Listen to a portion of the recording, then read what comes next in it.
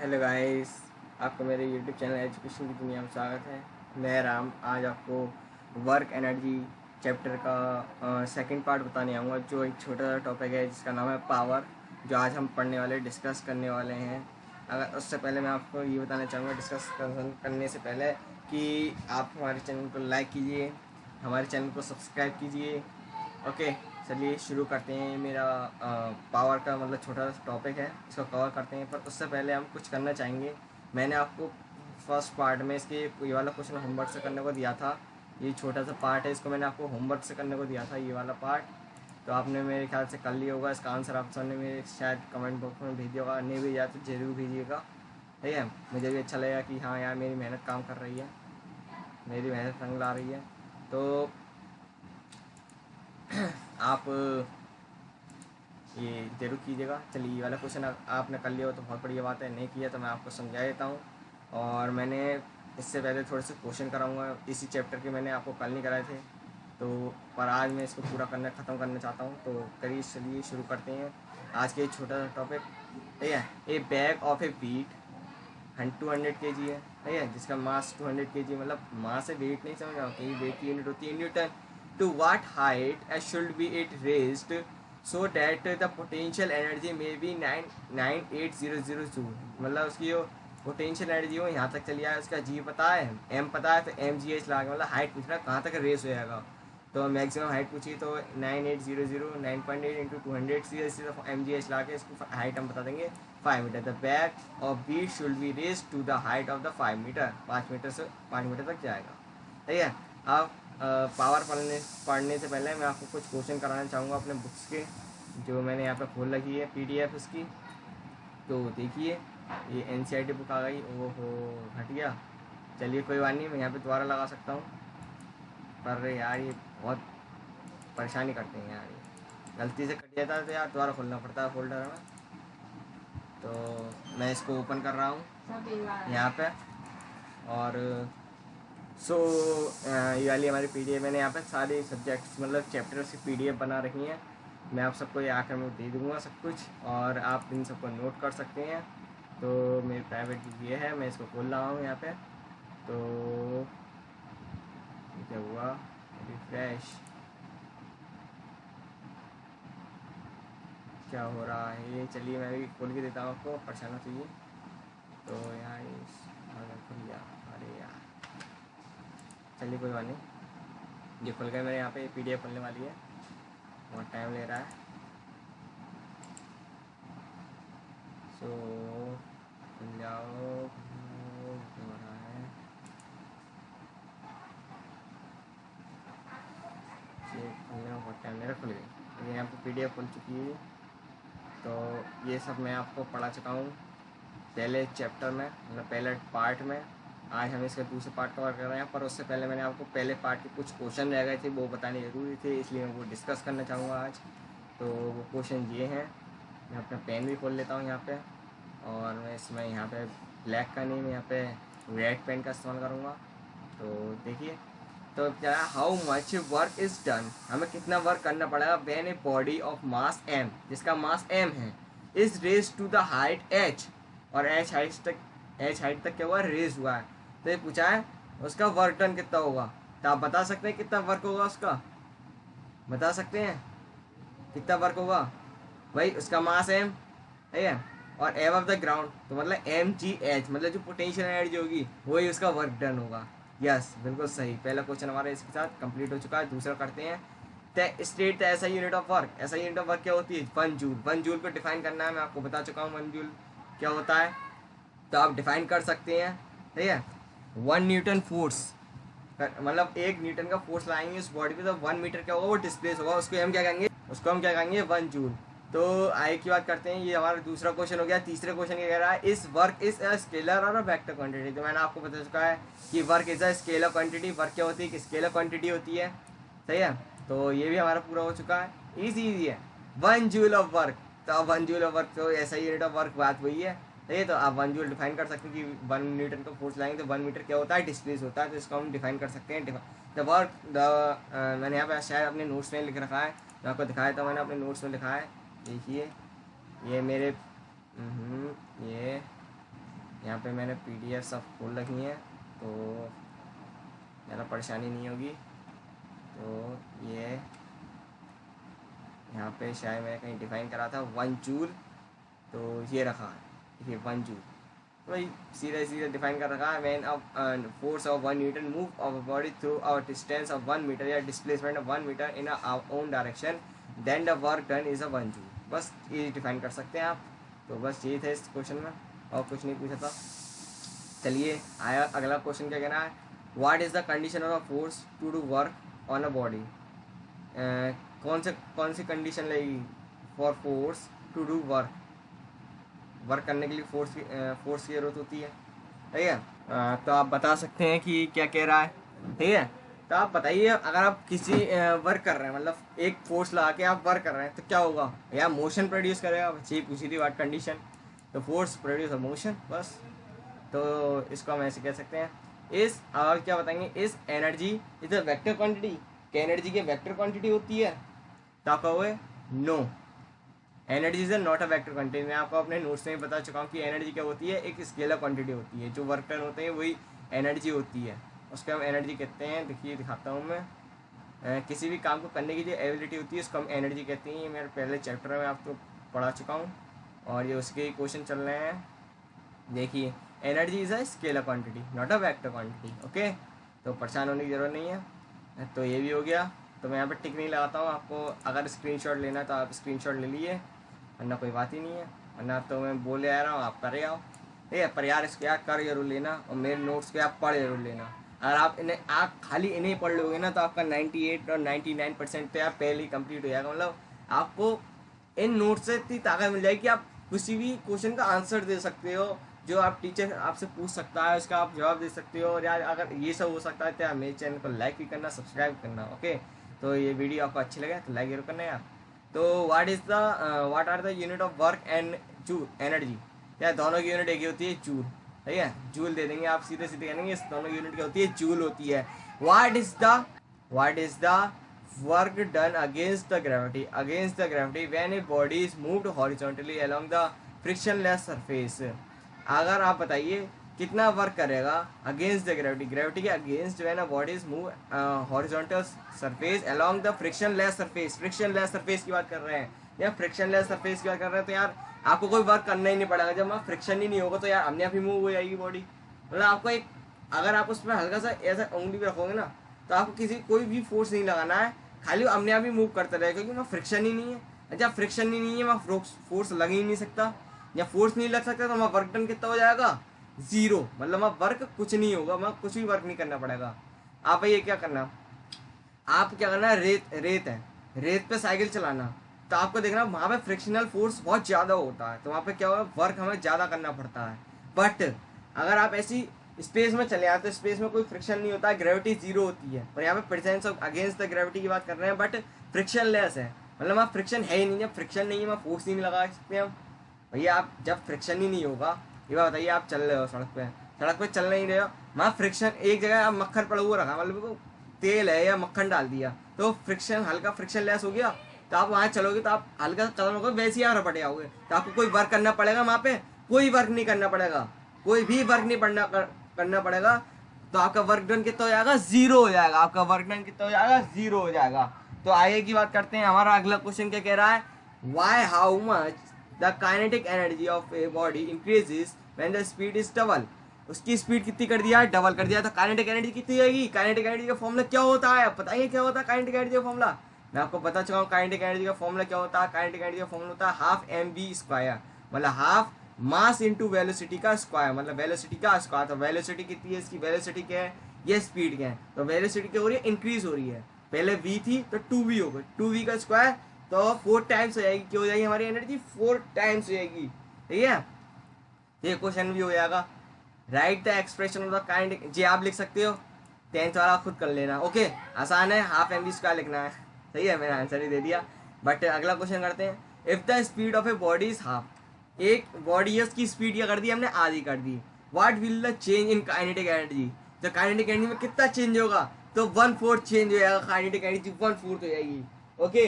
तो बस यही क्वेश्चन था, यहाँ पे 2 भी हुआ था, यहाँ पे v/2 हो गया, और v/2 का स्क्वायर करेंगे तो 1/4 हो जाए, तो 1/4 क्या हो जाएगी इसकी काइनेटिक एनर्जी होगी, मतलब हाफ एम बी स्क्वायर से 1/8 एम बी स्क्वायर हो जाएगी। ओके, तो आगे बढ़े, चलिए अगला क्वेश्चन करते हैं। अगला क्वेश्चन ये कह रहा है 1 what factor kinetic energy of body depend. तो भाई देखो दो चीज़ों पे डिपेंड होती है, पर इन्हें एक ही फैक्टर पूछा है, उन्हें वाट फैक्टर, तो भाई मास पे और वेलोसिटी पे, इन दोनों चीज़ों पे क्या होती है आप फॉर्मूले में देख सकते हैं। हाफ एम बी स्क्वायर का मैंने फॉर्मूला आपको याद भी कराया था, बताया भी था कैसे आया ये, तो आप बता सकते हैं। और काइनेटिक एनर्जी क्या होती है मैं अपने पहले पार्ट में बता चुका हूँ, और दूसरे पार्ट में उसके क्वेश्चन करा रहा हूँ, तो आप सबको पता होना चाहिए कि मैं क्या पढ़ा रहा हूँ। ओके, तो आपको ये सबको मालूम होगा। तो अब हमारे अगले क्वेश्चन पे आते हैं। तो आपको पता है मास और वेलोसिटी पे डिपेंड करता है according to the kinetic energy का फॉर्मूला और उसका डेरिवेशन पे आप देख सकते हैं। मास पे डिपेंड करता है, उसकी स्पीड पे डिपेंड करता है, या वेलोसिटी पे डिपेंड करता है, कुछ भी कह सकते हैं। How fast should be a man, कितना तेज मैन चलेगा, उसका मास हमें पता है 50 kg है, ये ऐसा यूनिट चेक करते हैं ना यार।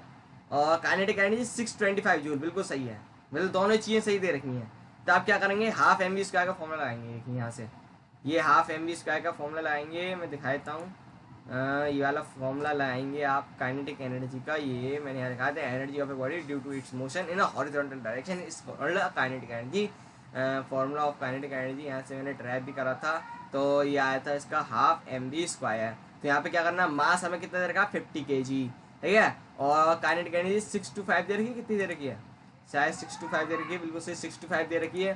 तो आप क्या करना, यहाँ पे 625 लगाना, यहाँ पे 50 लगा देना, तो ये 25 के पहाड़े से आएगा 2 बार, ये आएगा 25 बार, तो और फिर 2 से 2 कट जाएगा, तो v स्क्वायर कितना आएगा 5, मतलब v की वैल्यू 5 मीटर पर सेकेंड आएगी। ओके, मतलब आप जब इसे कैलकुलेट करेंगे तो 5 मीटर पर सेकेंड इसका आंसर है, आप नोट कर लीजिए, इसका आंसर 5 मीटर पर सेकेंड आएगा, 5 मीटर पर सेकेंड, यस, इसका आंसर है 5 मीटर। यार यूनिट जरूर लगा देना यार, यूनिट का सब खेल है, वरना यूनिट के बिना तो सब बेकार है, ठीक है, तो आप यूनिट जरूर लगाइएगा, यूनिट लगाने का यार एक लाइक तो बनता है, ठीक है। State feather the following objects possesses the kinetic energy और पोटेंशियल एनर्जी ऑफ बोथ, मतलब कौन से में काइनेटिक एनर्जी लग रही है, कौन से में पोटेंशियल एनर्जी लग रही है, और कौन से में वो दोनों ही लग रही हैं।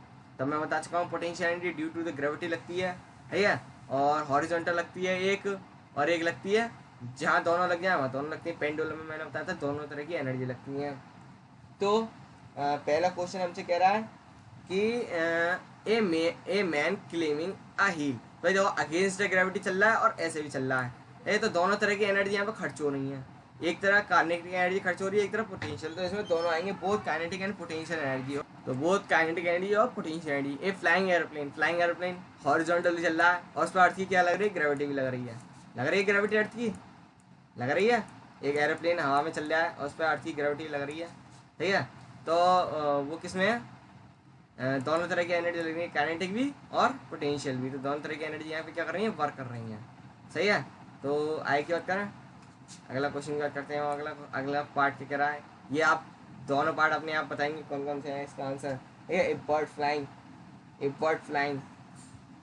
Bird running on the ground, bird running मतलब आप समझिए मोर, मतलब मोर कह रहा हूँ, हम मोर मान लीजिए आप, या हैन मान लीजिए, या कुछ भी मान सकते हैं आप, डक मान लीजिए, तो क्या है, भाग रहा है, तो उस पर खाली एक तरह की एनर्जी लगी, वो है काइनेटिक एनर्जी।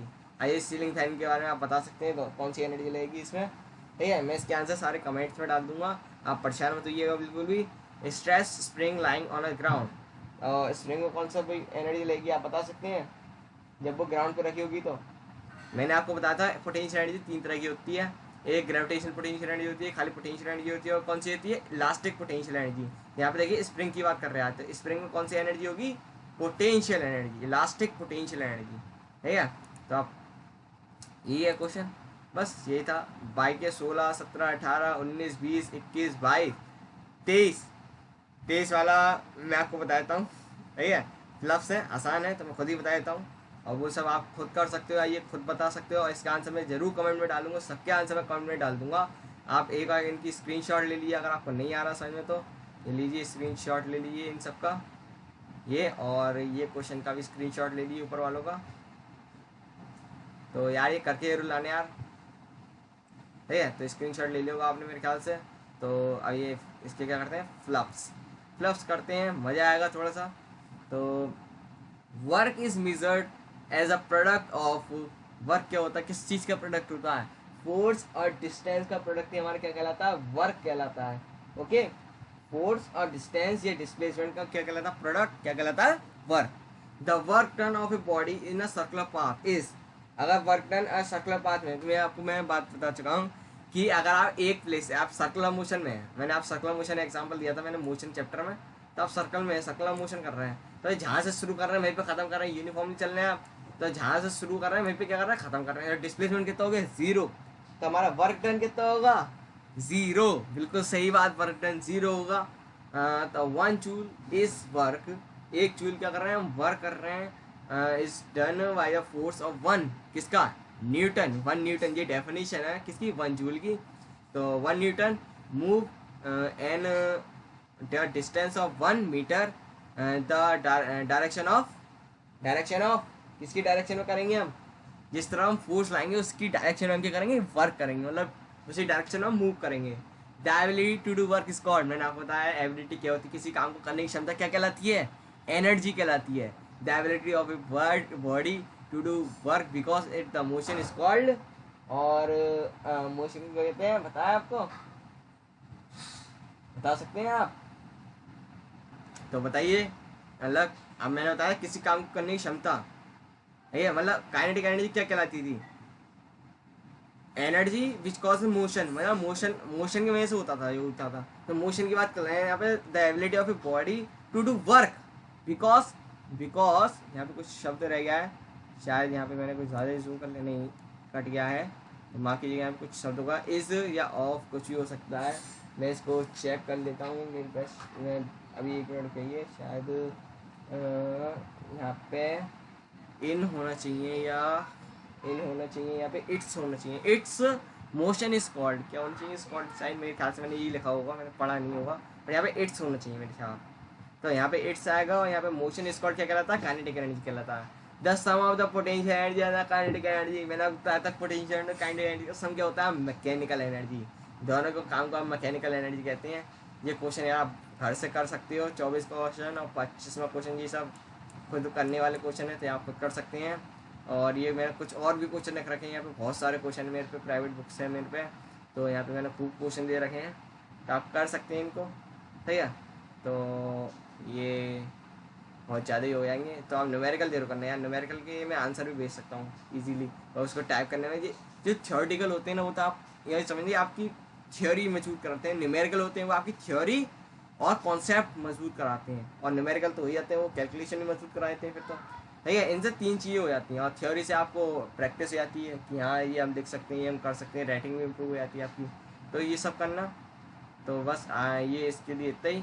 तो फिर हमारे आगे चैप्टर में चलते हैं, मतलब अगले पार्ट किसमें, पावर में हमने सॉरी माफ़ कीजिएगा, हमने वर्क पढ़ लिया, हमने एनर्जी पढ़ ली, ठीक है। वर्क क्या होता था, वर्क होता था एक किसी भी ऑब्जेक्ट पे ऐसा फोर्स लगाएं कि वो क्या है, मोशन में हो जाए, मतलब किसी भी ऑब्जेक्ट को फोर्स लगा के हम उसे मोशन में लाएं, तो उसको हम क्या कहते हैं, वर्क कहते हैं। अब ये नहीं आप होमवर्क कर रहे हो या ट्यूशन वर्क कर रहे हो तो आप वर्क कर रहे हो, नहीं, ये वाला वर्क नहीं, फिजिकल वर्क, या फिजिक्स में बात हो रही है तो फिजिकल वर्क की बात हो रही है, ठीक है।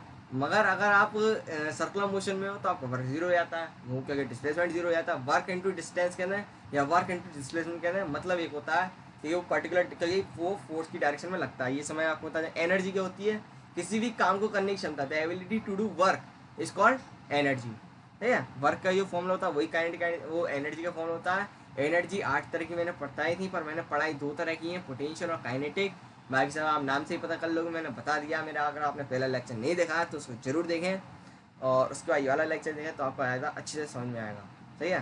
तो ये सब मैं बता चुका हूँ पहले ही आपको, तो ये सब डिस्कशन हो चुका है पहले ही। अब हमारी बात करेंगे पावर की। Power is defined as a rate of doing work, मतलब आप जो काम करते हो कितने समय में करते हो, उसको ही हम क्या कहते हैं, पावर कहते हैं। एक छोटा सा कॉन्सेप्ट है पावर, मैं बताना चाहूँगा आपको। किसी भी काम को करने की क्षमता उस समय में, जिस समय अब भाई काम तो भाई कभी भी कर सकते हो आप, कितने ही समय ले सकते हो, बट समय के अंदर आप पूरा करते हो तो आपकी क्या देखिए आपकी पावर, क्या में कितनी पावर है। आप पंजा लड़ाते हो, आप किसी खिलाड़ी को 10 सेकंड में हरा पाते हो और किसी खिलाड़ी को 20 सेकंड में हरा पाते हो, तो यहाँ पे टाइम देखा जाता है। ठीक है, टाइम मतलब आपकी इंप्रूवमेंट देखी जाती है, तो इसको हम क्या कहते हैं, उसकी पावर कहते हैं। ठीक है, तो यही हमारे पावर होती है, किसी काम की करने की क्षमता या किसी भी एनर्जी, एनर्जी को इसके यहाँ वर्क डन किया, मैं एनर्जी लिख सकते हैं, एनर्जी कंज्यूम्ड, कितनी एनर्जी कंज्यूम्ड करी, पावर उसकी ताकत, पावर का ताकत ही तो कहते हैं। तो वही है, power P is equal to power, W is equal to work done और T is equal to time. Power is work done per unit time, power is the work done per unit time, मतलब ऐसे कर डिफाइन कर सकते हैं, ऐसे कर सकते हैं, दोनों डेफिनेशन सही है ये। ठीक है, तो ये वाली डेफिनेशन भी है, ये वाली डेफिनेशन भी है, मतलब क्या है, दोनों का सेम ही है। तो और मैंने यहाँ पे लिखा work is done and equal amount of energy consume, और जितना वर्क करने होती है एनर्जी क्या हो कंज्यूम हो। So we have to can also define the power using the term of energy in a place of work. Power is defined as a rate of energy which consume, energy consume मतलब consume करता है और utilised. ठीक है, consume का मतलब आप सब जानते ही हैं, नहीं एब्जॉर्ब करना की, ठीक है, तो कंज्यूम कंजप्शन आप वगैरह सब जानते ही हैं। तो एनर्जी कंज्यूम करता है, the power is defined as a rate of the energy consumed, energy is consumed, the power is equal to energy consume per unit time, E upon T. Power भी क्या होती है, स्केलर क्वांटिटी होती है, power की unit क्या होती है, एनर्जी की यूनिट जूल, ठीक है, और टाइम की यूनिट सेकेंड। ठीक है, तो जूल पर सेकेंड लिख सकते हैं, वाट लिख सकते हैं। मैं आपको वाट के जो साइंटिस्ट हैं James Watt, James Watt scientist हैं, उन्होंने बताया थी पावर के बारे में, तो मैं आपको दिखाता हूँ। ये शायद ये यहीं पे आ गए, ये यहाँ पे पावर डिफाइन है ये सब, और ये है वाट, जेम्स वाट। ठीक है, हमने जेम्स पॉल जूल्स भी पढ़ा था, जेम्स पोस्टोलॉट जूल्स, ऐसे ही नाम से जूल की है, तो ये वाट है। ठीक है, James Watt the scientist to after who the unit of power, power की इन्हें यूनिट दी थी वो वाट थे, इस नेम्ड इनके नाम पे पढ़ा है। ठीक है, तो the power of an object, the electrical appliances tell the rate of the electrical energy consumed by it, मतलब कितनी एनर्जी को ना खर्च कर दी, कितनी एनर्जी खर्च कर दी कितने समय में, तो परसेंट में खर्च कर दी या खर्च कर दी। ठीक है, so don't you mind language of this, okay, so I will talk about this topic, so now we have to consider अपने ड्रॉप पे आते हैं वापस। now we have to discuss the unit of power. मैंने बता दी 1 वाट को define करना है। अगर आपसे पूछो 1 वाट क्या होता है तो आप बता सकते हैं the power of the electrical appliances the rate of the which electrical appliance consume by it. What is the small unit of power, small unit होती है पावर की, वाट बहुत छोटी यूनिट होती है। आपके घर में जो रीडिंग ली जाती है ना वो किलोवाट में ली जाती है, किलोवाट, कितना किलोवाट आया, कितना वाट, किलोवाट। ठीक है, तो यहाँ पे क्या करते हैं तो देखते हैं, यहाँ पे किलोवाट आवर में ली जाती है मेरे ख्याल से, तो ख्याल से क्या अभी देखते हैं। मीटर की रीडिंग, मीटर आप मीटर की रीडिंग ले सकते हैं अगर आपको पता हो कितने रुपये रीडिंग चल रही है, कितने रुपये किस रीडिंग है। आपके घर में क्या 500 किलोवाट का बिल आया, मतलब रसीद आई होगी, तो उसमें लिखा होता है, शायद मेरे ख्याल से नहीं लिखा होता, तो आपको चेक करना चाहिए। मीटर में पता नहीं कैसे कैलकुलेट करते हैं वो, बट मेरे ख्याल से मल्टीप्लाई करते होंगे, क्योंकि जितने रुपये होंगे और जितना किलोवाट आया अभी देखते हैं, अभी करेंगे। पर उससे पहले हम ये पढ़ेंगे what is a small unit, बहुत छोटी यूनिट होती है पावर की, इसलिए हम किलोवाट लेते हैं। है क्या, so something bigger unit to up to power called a kilowatt, kilowatt and a megawatt, megawatt MW, megawatt में 6 जीरो होते हैं, किलोवाट में 3 जीरो होते हैं। ठीक है, 3 जीरो 1000 वाट होते हैं 1 किलोवाट में, और 1 मेगावाट में 10⁻6 वाट होते हैं। ये मैंने कन्वर्ट शायद उसमें नहीं बताया होगा, मैंने इससे पहले एक चैप्टर लिया था physical quantities and it's SI unit का, तो उसमें मैंने सब कुछ बताया था, कन्वर्ट्स भी बताए थे, शायद उसमें ये नहीं था पावर वाला, बट यहाँ पे आप देख लीजिए मैंने यहाँ पे लिख रखा है कि 1 किलोवाट इजकल टू 1000 वाट और 1 मेगावाट इजकल 10⁻6 वाट, मतलब एक क्या गया 6 zero. A yet another unit of power is called a horse power, मतलब हॉर्स पावर से भी हम बता सकते हैं। एक और पावर होती है horsepower, 1 horsepower is equal to 746 watt. ठीक है, ये अलग यूनिट होती है 1 हॉर्स पावर। आपसे पूछे 1 हॉर्स पावर में कितनी वाट्स होती हैं, तो आप बताएंगे 746 वाट्स होती हैं। ओके, तो आप बिना कंफ्यूज हुए 746 चुपचाप आंसर दे देना, वो हमने आप समझ जाएगा 1 हॉर्स पावर में कितने होंगे। और आपसे कोई पूछे क्या आपके घर की रीडिंग 1 हॉर्स पावर आई, तो आप क्या कहेंगे 746 वाट। ओके, तो the horsepower is equal to 0.75 kilowatt है या 0.75 किलो वाट। नहीं, इसको मतलब अप्रॉक्स में ले लिया, 46 की जगह पे 5 लिख दिया। ओके, अप्रॉक्स में वैल्यू, आप परेशान मत होइएगा।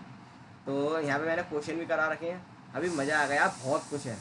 ये छोटा टॉपिक है पर बड़ा धमाका करता है ये सबके घरों में, ठीक है। छोटा सा टॉपिक है और बड़ा धमाका करता है हर किसी के घर में। मतलब जो ज़्यादा इलेक्ट्रिसिटी फूकता है, मैं भी यहाँ पे इलेक्ट्रिसिटी को कंज्यूम करने की बात करना चाहूँगा। तो इलेक्ट्रिसिटी आप थोड़ी सी कंज्यूम करनी चाहिए। मैं यहाँ पे एक लाइट बंद कर देता हूँ, एक्स्ट्रा लाइट चला रखी है मैंने यहाँ पे।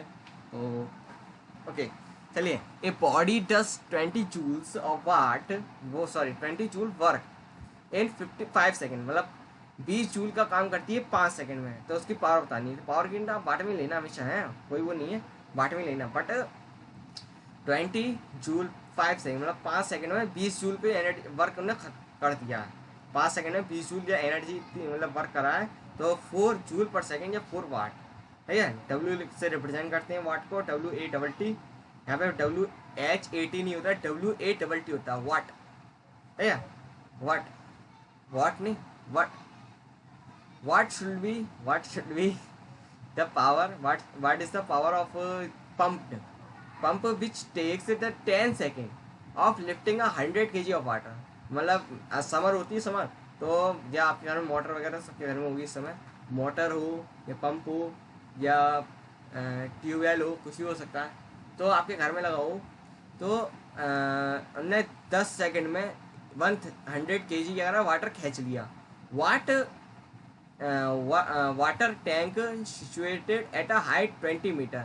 अब भाई ये देखिए एनर्जी कंज्यूम की बात कर रहे हैं यहाँ पे। देखिए यहाँ पे बहुत कंफ्यूजन क्वेश्चन दिया था हमने, पर आप समझ जाइए। देखो हाइट दे रखी है उसकी 20 मीटर, इतने ऊपर हमने खींचा, किसके प्रेजेंट में ग्रेविटी दे रखी 10, मास कितना खींचा 100 kg। भाई देखो टाइम तो आपको बाद पहले ही दे दिया, बट नहीं, सब देखिए मास दे रखा है, हाइट दे रखी है, जी दे रखा है। पोटेंशियल एनर्जी का फॉर्मूला लगाइए, P इजकल टू mgh। देखिए यहाँ पे मैंने work done is equal to potential energy mgh लगा 20,000 जूल, ठीक है, 20 किलो जूल, ऐसे लिख सकता हूँ मैं इसको। ये से कटेगा 2000 वाट या 2 किलो वाट, ठीक है। तो इसको P इजकल टू W/T से रिप्रेजेंट करा है, तो 20,000/10 10 से 10 कट, तो 2000 जूल आया, तो 2000 वाट, तो 2 किलो वाट। ये हमारा अगला question. An electric bulb consume 7.2 kilo joule, ठीक है। इतनी एनर्जी क्या करता है, कंज्यूम करता है। Of electrical energy is 1-2 minute, 2 minute में। What is the power of the electric bulb, तो आप बताएंगे। तो भैया मैं आपको बता दूं, इसको सेकंड में जरूर कन्वर्ट करना है ना, यूनिट पे कन्वर्ट करने जरूर है। तो 2 × 60, तो 2 × 60 करेंगे। तो मैंने यहाँ पे ऐसे करके लिख दिया है। हमेशा कैलकुलेशन बाद में करना, मैं यहाँ पे पहले कर दिया है। तो क्योंकि आपका 2 6 या 12 तो होते हैं, इतना तो याद ही होगा, तो इसमें गलती नहीं होती। बड़ी बड़ी कैलकुलेशन में हमेशा आप कैलकुलेशन बाद में कीजिएगा, तो आपके गलत होने के चांसेस बहुत कम हो जाते हैं, सही है। मतलब आपका 50% अगर आपने यहाँ तक कर दिया बंदे ने, ठीक है, उसके बाद अगला आगे आया और मतलब यहाँ तक करा, उसके बाद हमने यहीं पे कुछ गड़बड़ कर दी, यहीं पे कुछ गड़बड़ कर दी, टीचर यहीं पे काट देता है। अगर आपने यहाँ पे इतनी कैलकुलेशन छोड़ दी और यहाँ पे आए करा सॉल्व, तो ये सब तो आपका क्या होगा, सही हो जाएगा, सही है। ये सब आपका क्या होगा, सही हो जाएगा। और ये यहाँ पे थोड़ी बहुत गड़बड़ हुई तो टीचर कहेगा चलो कोई बात नहीं, बंदे ने करा तो है, तो आधा नंबर दे दिया, या थोड़ा सा आधे 0.5 नंबर काट लिया, ऐसा कर काट लेते हैं। ओके, तो P is equal to energy consumed upon time taken 0.672 नहीं है, 7.2 होगा, हाँ 7.2 में काट के लिखा है 0.6 और 1000 और इतने हमारे 60 वाट आएगा। इसे कैलकुलेट करने के बाद energy consume per unit time taken, तो हमारे 60 वाट आया है, या आप इसको लिख सकते हैं 0.06 किलो वाट। ओके, तो commercial unit of energy, commercial unit. अब रिलेशन और रिलेशन यार अभी हमारा पढ़ना रह गया था क्या, ट्रांसफॉर्मेशन ऑफ एनर्जी रह गया यार, क्योंकि हमारा अगले टॉपिक जो आएगा ट्रांसफॉर्मेशन ऑफ एनर्जी का, वही तो मैंने कुछ मिस किया था शायद, मेरे को इसे पहले चैप्टर उसमें डालना पार्ट में, बट कन्वर्ट करने आना चाहिए, तो ये पूरा लेक्चर देखना पड़ेगा आपको। तो मैंने इसे प्रैक्टिस बुक के हिसाब से बनाया था, मतलब प्राइवेट बुक के हिसाब से लिखाते हैं नोट्स अपने सारे। तो the commercial unit of energy, the commercial unit of energy is kilo watt hour, kilowatt hour है, तो मेरे ख्याल में तो एनर्जी की यूनिट है वो किलोवाट आवर की, जो हमारे घर में रीडिंग ली जाती है किलोवाट आवर में ली जाती है, सही है।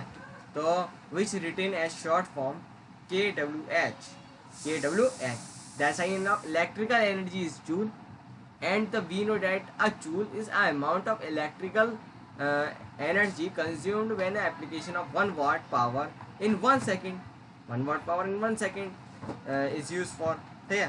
तो the relation between kilowatt hour and joule, kilowatt hour and joule, the 1 kilowatt is amount of energy, 1 kilowatt amount of energy consumed at a rate of 1 kilowatt for 1 hour, 1 किलोवाट 1 घंटे में, इसको तो हम पावर कहते हैं। तो एनर्जी की यूनिट जूल, तो मतलब 1 किलोवाट का मतलब क्या होगा 1 KW फॉर 1 आवर, मतलब 1 घंटे 1 किलोवाट 1 घंटे में। तो 1 किलोवाट इज इक्वल टू 1000 वाट, मैं जानता हूँ किलोवाट को आप 1000 उसमें कन्वर्ट कर लेंगे तो 1000 हो जाएगा, है या। तो यहाँ पे आवर को, but 1 watt is equal to 1 joule per second, और 1 वाट क्या होता है 1 जूल पर सेकेंड। तो यहाँ पे लगा देंगे 1 जूल पर सेकेंड, तो जूल और किलोवाट आवर में रिलेशन निकालना है हम यहाँ से, सही है। तो आप परेशान हो तो ये यहाँ पे किलोवाट आवर को जूल में कन्वर्ट कर रहे हैं, सही है। तो मतलब किलोवाट इन फॉर 1 आवर, तो 1 किलोवाट ये आ गया। अब आप जानते हैं इसको हम किस में कन्वर्ट करेंगे, आवर को सेकंड में कन्वर्ट करेंगे, 3600 सेकंड होते हैं।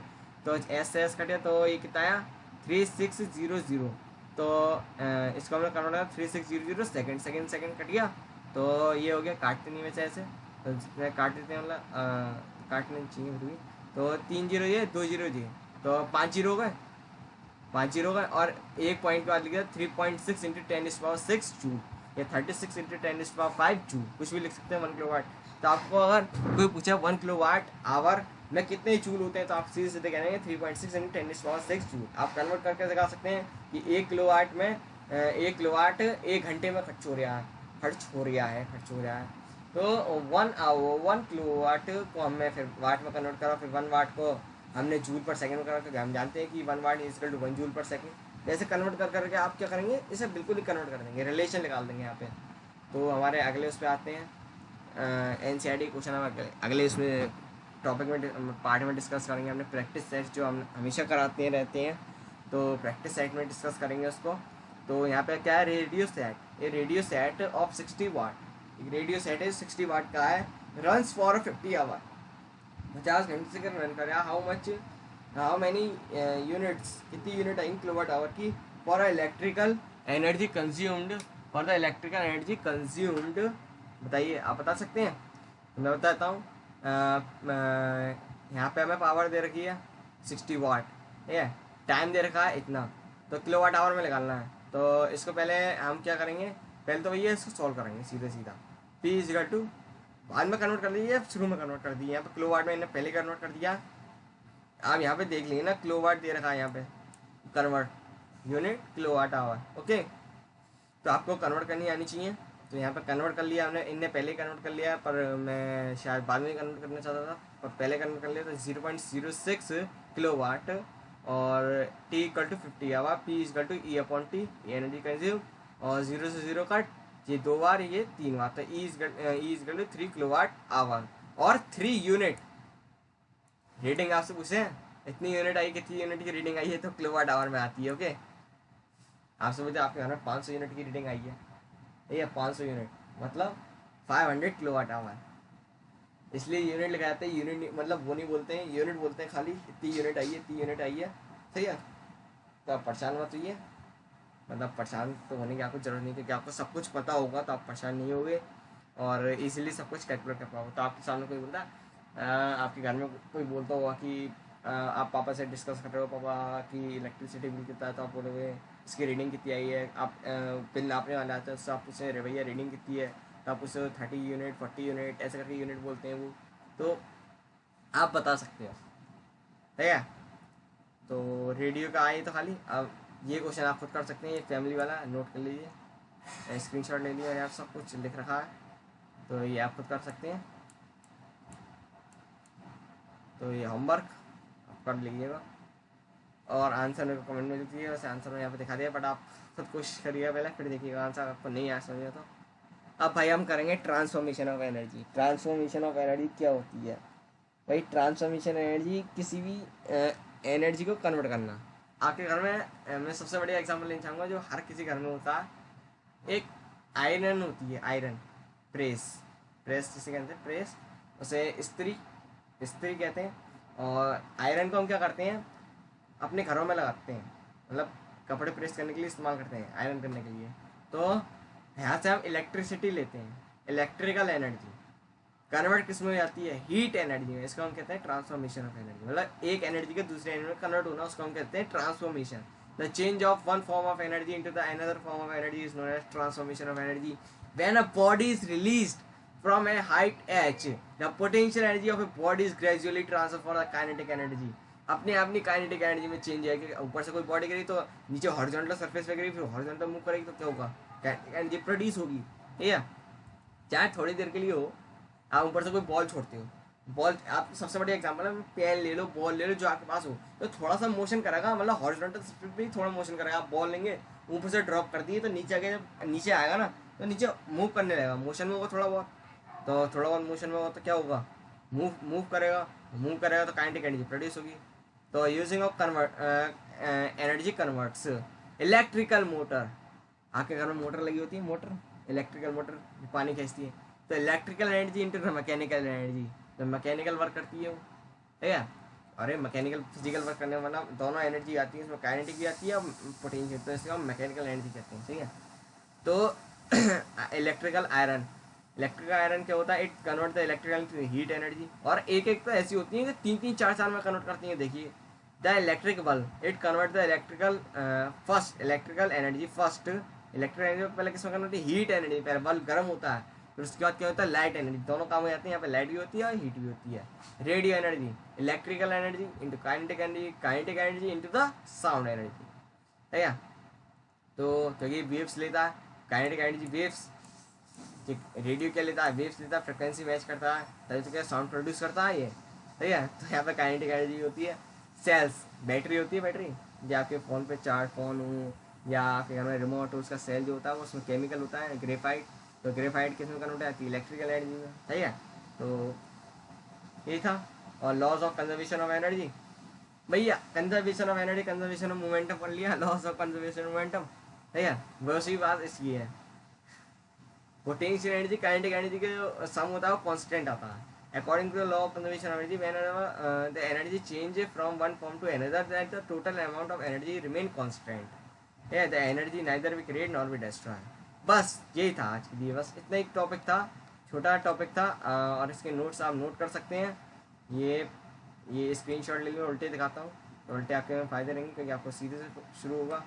तो ये स्क्रीनशॉट ले लिया आप, और ये ले सकते हैं, और ये भी ले सकते हैं, और ये भी ले सकते हैं, और ये भी ले सकते हैं, और ये मेरे पास बहुत नोट्स हैं यार, ये भी ले सकते हैं, पुराने भी ले सकते हैं, पुराने भी मैंने खूब सारे बना रखे हैं नोट्स, तो उनकी भी स्क्रीनशॉट आप ले सकते हैं जल्दी जल्दी करके।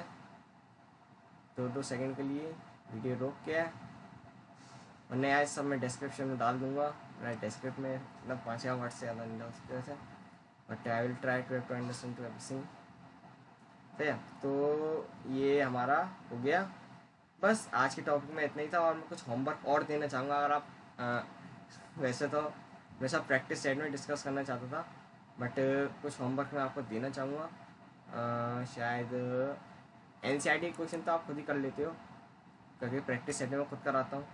NCERT उसमें भी थोड़े बहुत होमवर्क देता हूँ, क्वेश्चन घर से करने को देता हूँ, तो आप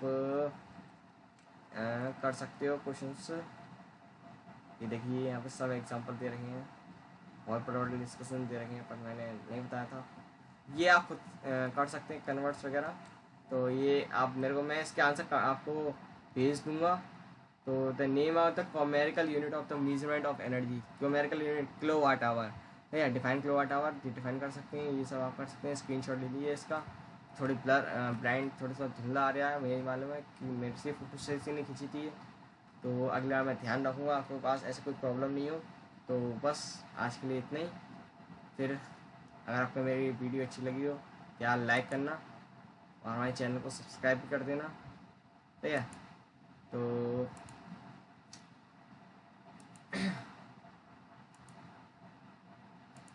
हाँ, एजुकेशन दुनिया में आपसे फिर मिलेंगे हम।